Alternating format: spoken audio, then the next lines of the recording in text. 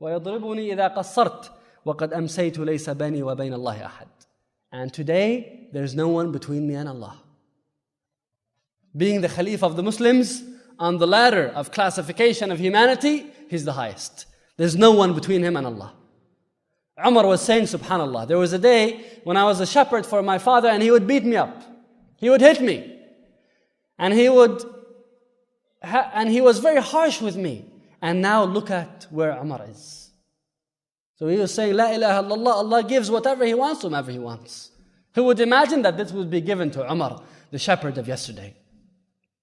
He wasn't only a shepherd for his father, but he also used to work for other women, his aunts. He says, I had some aunts, and I would take their goats or sheep to this valley, and I would come back at the end of the day, and they would give me a handful of raisins or dates. Now, Abdurrahman ibn Auf is narrating this story.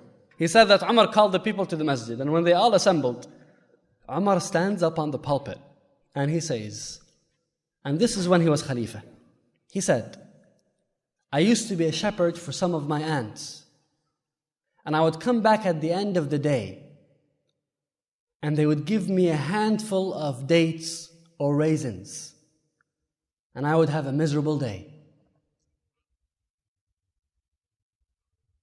And then he came down from the pulpit.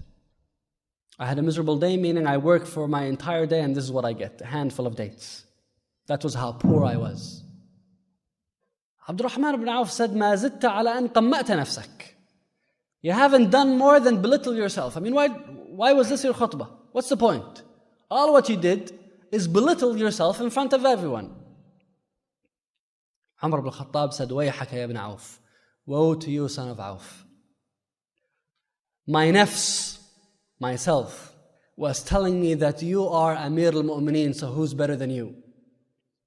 So I wanted to teach myself a lesson and let it know who it is. I wanted myself to know who it really is, how humble it is, because myself was trying to play games on me. It was trying to tell me that I am the Amir al-Mu'mineen who's better than me.